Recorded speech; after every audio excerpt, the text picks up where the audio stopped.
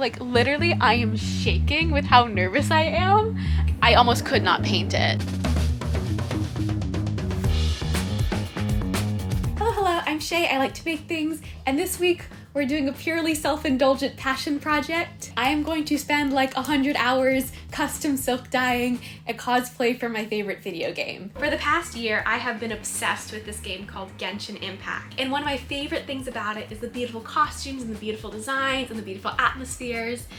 And I just want to make something from it. So I'm gonna, because I want to. One of my favorite characters from the game is Kokomi. So the thing about Kokomi's outfit is you look at it, it's super elegant and beautiful and I love it, but at its core, it's a leotard. I don't know if her vibes give leotard. In my brain, when I imagine her, she's always wearing this beautiful like gown that's luscious and oceany. And then when I go to like break down her costume to make it, it's just a leotard. So I'm taking some creative liberties and I'm going to be basically making the version of what I see her dress as. So let's make it. First up, we've got to design it. When it comes to translating animated costumes into real life, you have to make some changes. It sounds counterintuitive, but the best costumes are the ones that don't directly translate the source material. For this project, the country that Kokomi is from, Inazuma, is based off of Japan, and the game creators based Kokomi's outfit and all of the Inazuma characters' outfits in actual Japanese styles. So I'm gonna work backwards and try and find what their real life inspirations were for Kokomi's outfit. She seems to be very inspired by fish, dragons. I see a lot of inspiration from the magical girl designs. Her main dress and her sleeves especially seem to be replicating kimonos. So when I'm making my design for her, I want to try and incorporate these things. I basically kept the top half of her costume the exact same with the kimono sleeves, but instead of it being a leotard, I extended it to a full mermaid dress, sticking to those mermaid ocean inspirations. I also think I'm gonna try making her dress with kimono making techniques, specifically kimono silk dyeing techniques to create all the fancy patterns on her dress and sleeves, which means we gotta make this whole dress out of silk. So let's go buy silk and get started. And we've got our supplies. So I got a bunch of different types of silk to dye and use for the main dress. I also found this perfect wave-like fabric to use for the bottom of her dress. This dress is kind of a weird mix between a form-fitting dress and a kimono. So I'm gonna start by draping out the pattern. And that means I'm going to take some scrap fabric and drape it around my dress form to create the pattern for my final dress. Ta-da!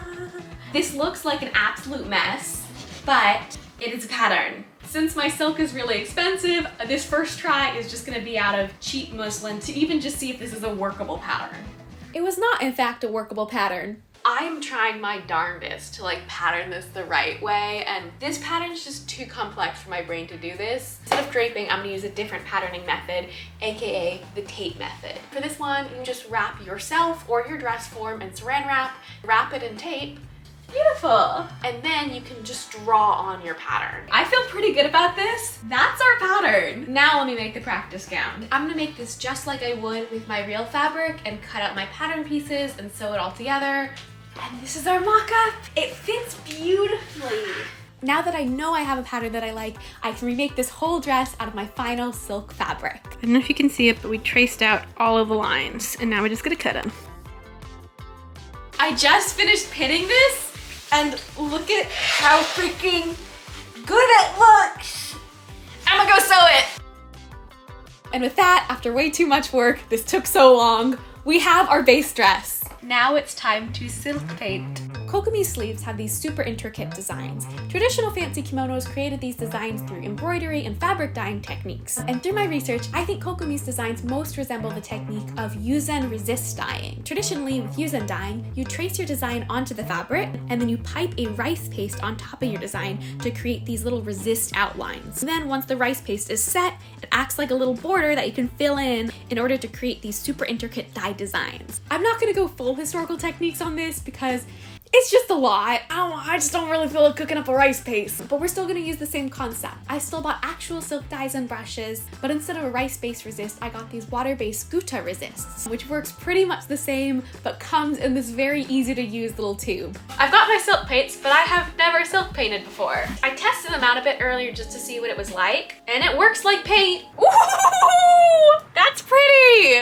Okay, this wasn't as hard as I thought it would be. The hardest part about this dress is the designs and the proportions. So I think I'm gonna scale up and print out the designs so I can use that to paint it on. Just like with use and resist dyeing, I need to start by sketching out my designs and then tracing out my resist outlines. This part isn't particularly hard, you're just tracing. It just takes a long time. I knew this project would be a lot of silk painting, but I think I underestimated just how much silk painting painting an entire dress is. Like just sheer square footage, that's actually a lot of stuff to paint. Once it was all traced, we could set the guta with heat and move to the next step, painting. In order to silk dye, you have to stretch out your fabric. So I am building a little DIY fabric stretcher. And I think it works pretty well. Not gonna lie, I was a little scared to just paint the dress that I had spent over a week making. So I did a little practice sleeve first, and I am so glad that I did. Test sleeve came out pretty good, and I think it's good enough where I'm gonna attempt to do the real thing now. We're gonna build a second frame a little bit bigger so I can do 2 sleeves at once. But yeah, same deal as the test frame. We are just going to paint.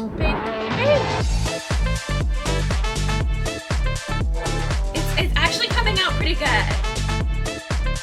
I am like literally I am shaking with how nervous I am, especially in the second half of when I was doing up here. My hand holding the brush was shaking so badly, I almost could not paint it. I think this looks very good. It's not perfect, but I'm gonna call it good enough. Now I have to do this for all the other sleeves, so montage.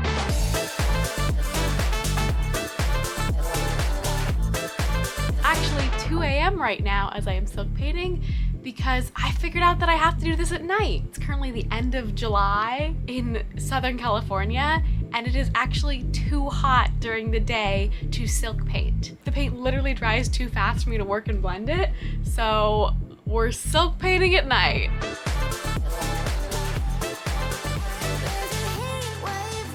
And with that, they're done silk painting. We're finally done. I can finally rest, dear Lord. So we have all of our sleeves painted. They're beautiful and I'm very proud of them. And to set silk paints, you have to steam them. Usually you'd use like this big fancy specific steamer for, but I don't have one of those, so we're going to make our own with a rice cooker. Basically you use this industrial tube from Home Depot and a rice cooker, plug up all the gaps with a little bit of tape and foil, and that's your steamer. Before I put my silks in the steamer, I'm gonna cover them in newsprint and roll them up, so that way they won't get wet. So now he's all loaded up and he's gonna cook for about 2 to 3 hours. And at the end of that time, I will have a lovely steamed piece of silk. The hardest part is done. We did it! Now we can finally sew the actual dress pieces together to make the full dress. It's finally to the point where I can try it on, so first try on. Okay, I'm wearing shorts under so it looks a little funky.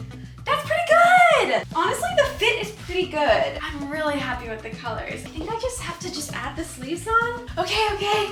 I finally attached the sleeve and they kind of make the whole outfit. I was feeling very iffy about this dress, but like, I'm excited. But at this point of the project, you might be wondering, Shay, what kind of perfume are you gonna wear as Kokomi?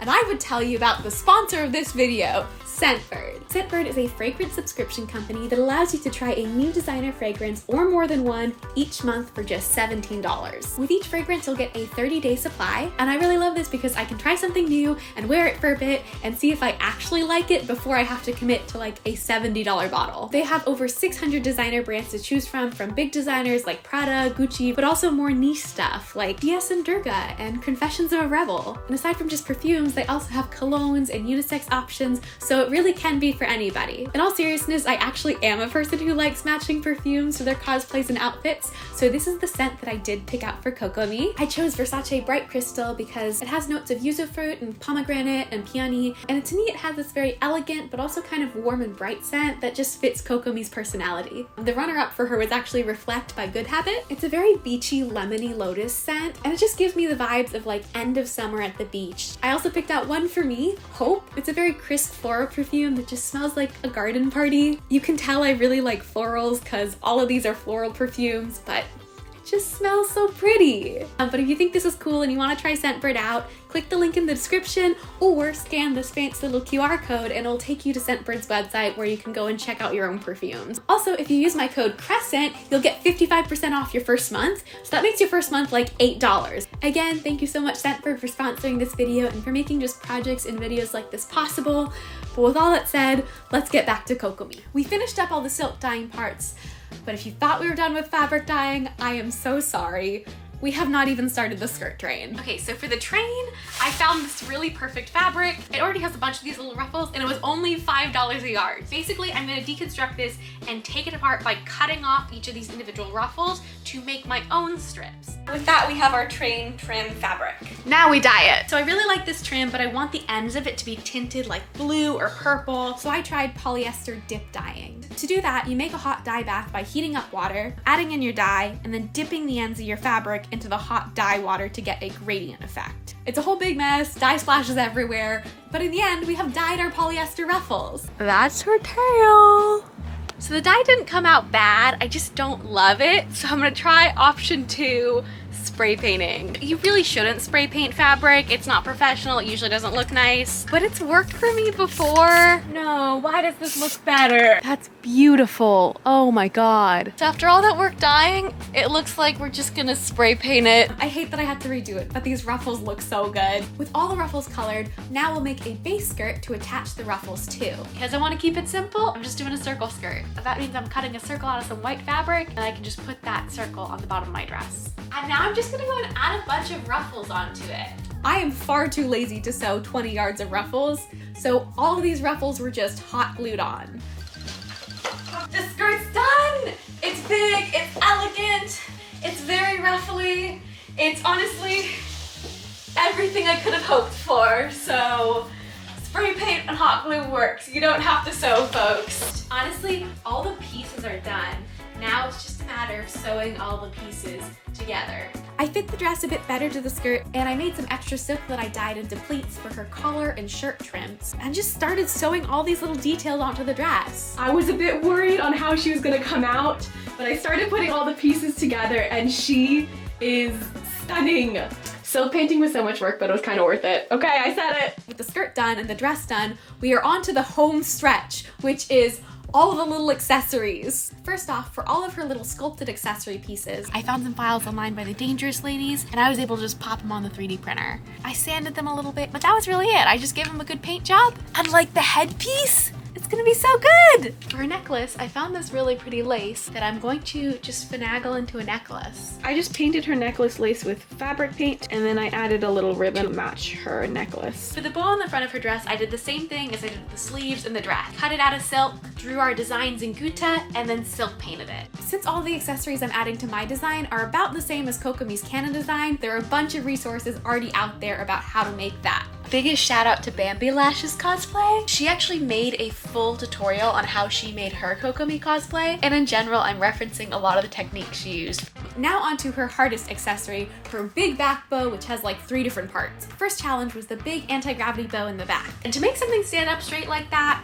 that's hard. This time I'm trying something that Bambi Lashes did. Basically you take horsehair, which is something you put in the bottom of dresses to make it really flouncy, and millinery wire, and you use a zigzag stitch to sew the millinery wire on the edge of the horsehair, and it creates this crazy anti-gravity defying ribbon. Look at how anti-gravity that is! Then I can just cover the hoopies in fabric, hand stitch it all together, and we have a back bow! For her little red circle fin thing, I actually used another Bambi Lashes technique and made them by sewing a lot of satin cord onto some circles. For the red ribbon tails, I ran out of satin cord, so I just used velvet ribbon and a black trim to match her design. For her back shell, I already 3D printed and painted it, but I needed some way to make the whole back bow attached to the dress. So I bent wire to make this little hook off the back of the shell that I can stick in my corset to get the whole bow to stay. And then all that was left was to put it all together. And that is her back. As a last touch, I decided I wanted to cover the dress in these little pearls. But that's it! Kokomi is done. The dress is done. It is 6 a.m. So I'm gonna get in full hair and makeup and then head to the beach to do a final photo shoot. Okay, I look crazy, but trust the process. It's gonna all come together with the wig. Oh, I should have put the crown on first! Okay, that is Kokomi's wig! It is from mifa.cosplay and I feel so pretty. I love it so much. Now we get into the outfit. That is Kokomi! And without further ado, this is my final Kokomi cosplay. Makes me cherish the precious light I see now. Billowing surf!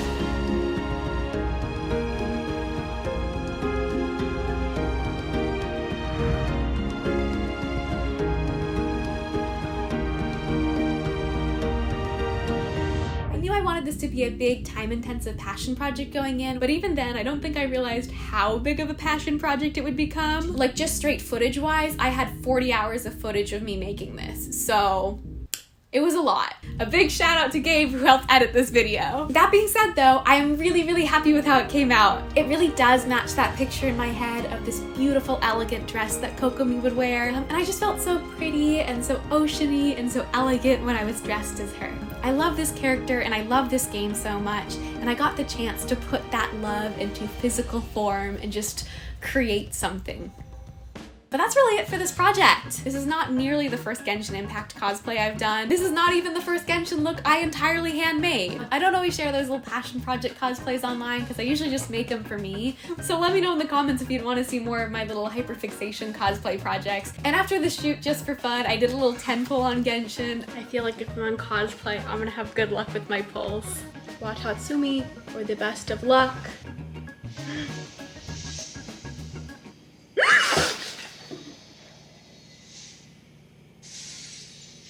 I'm at like 15 pity.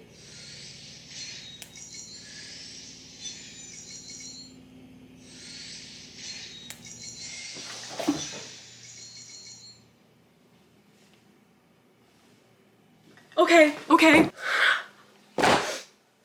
Okay, the pulling in cosplay luck works. I'm sorry, I don't have words. Let's go. We got tall Kokomi.